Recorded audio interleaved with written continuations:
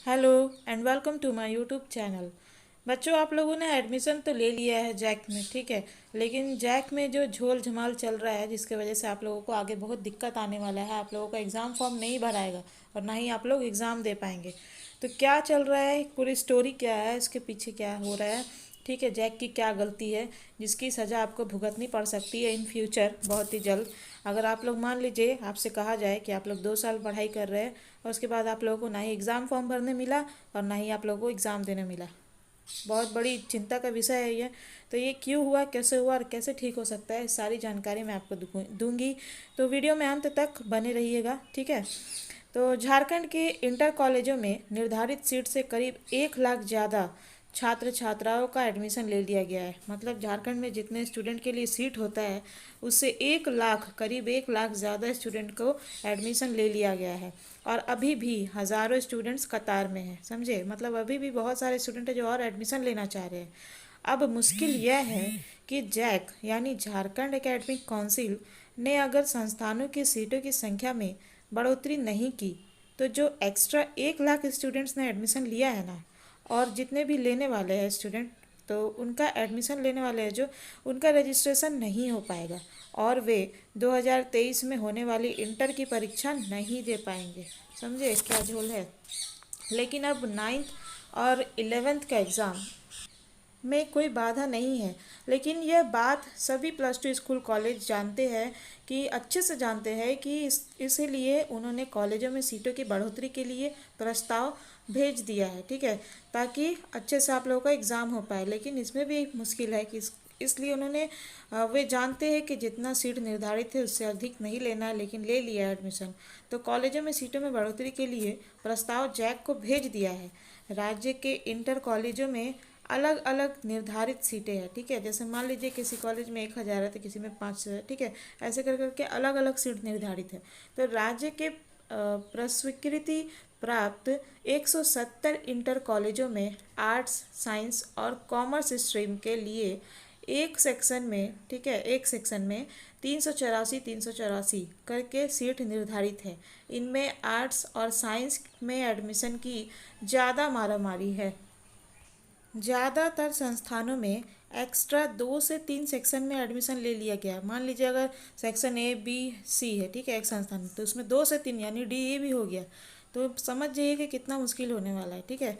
ले लिया गया। वहीं स्थापना अनुमति मिले हुए करीब 100 इंटर कॉलेजों में तीनों स्ट्रीम यानी आर्ट्स, साइंस और कॉमर्स में 128 छात्र छात्राओं के एडमिशन के लिए सीटें निर्धारित है। और जैक के 2 साल पहले ही दी गई अनुमति पर इन संस्थानों में आर्ट्स में 256 सीटों पर एडमिशन लिया गया है।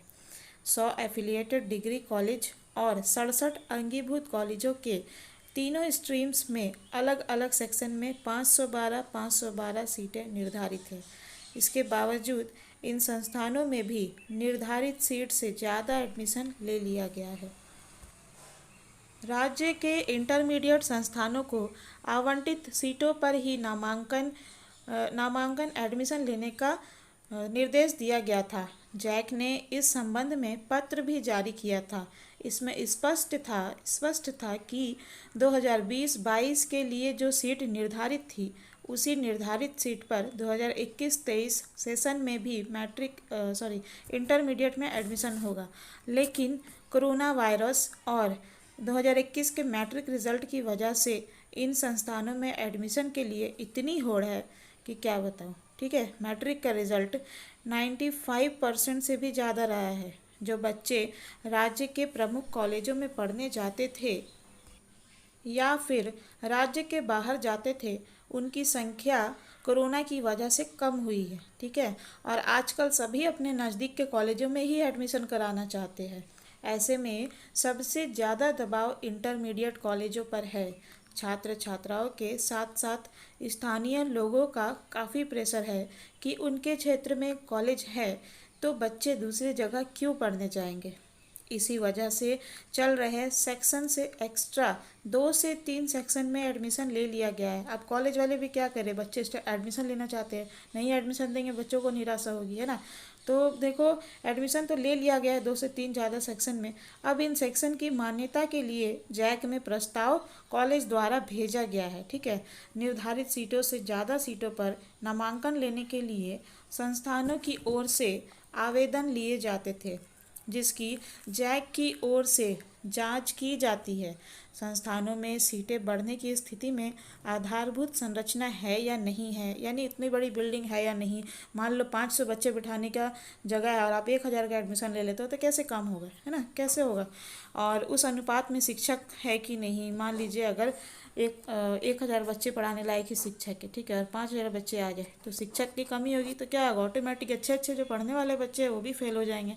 तो ये सब चेक होता है जैक की तरफ से कि आधारभूत संरचना है या नहीं, उस अनुपात में शिक्षक है या नहीं, ठीक है, क्लासरूम्स है या नहीं। वही बात जो मैंने कहा, अगर क्लासरूम नहीं रहेंगे बच्चे कहाँ बैठेंगे, फिर बेंच, डेस्क, पुस्तकालय, प्रयोगशाला ये सब है या नहीं, यह भी देखा जाता है। इसके लिए जैक के अध्यक्ष की ओर से संबंधित जिला शिक्षा पदाधिकारी के नेतृत्व में 3 सदस्यीय कमेटी गठित की जाती है।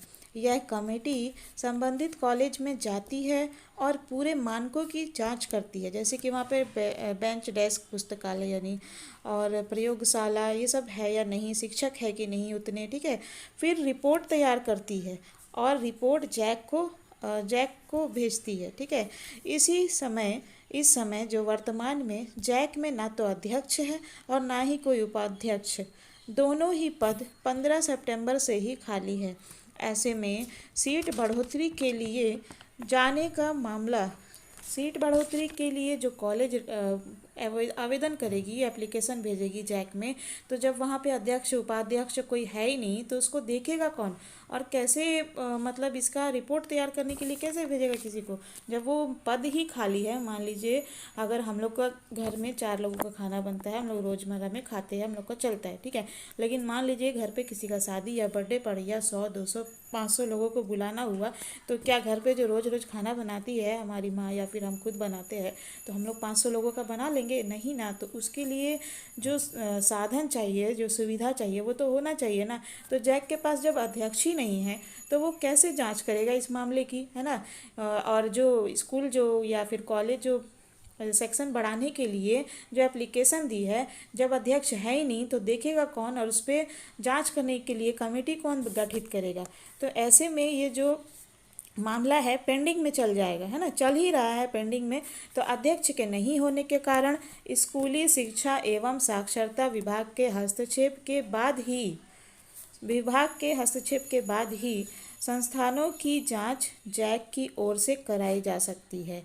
या फिर झारखंड सरकार को एक काम करना चाहिए कि जो खाली पद है अध्यक्ष और उपाध्यक्ष का जैक काउंसिल में, उनको उसके लिए उनको भर देना चाहिए उस पद को, ठीक है। किसी योग्य उम्मीदवार को उस पद को दे देना चाहिए, ताकि वो इसको संभाल सके और बच्चों की पढ़ाई लिखाई, एग्ज़ाम ये सब से रिलेटेड कोई भी समस्याएं ना हो और बच्चे निश्चिंत होकर अपने एग्ज़ाम की तैयारी करें। क्योंकि अगर ऐसा होता है कि बिल्डिंग कम है, टीचर कम है, डेस्क बेंच कम है, ठीक है, आप लोगों का लाइब्रेरी कम है, ये सब अगर कम है, प्रयोगशाला कम है और बच्चे अधिक हो गए, है ना, बहुत ज़्यादा हो गए, तो आगे बहुत मुश्किल मुझे दिख रही है।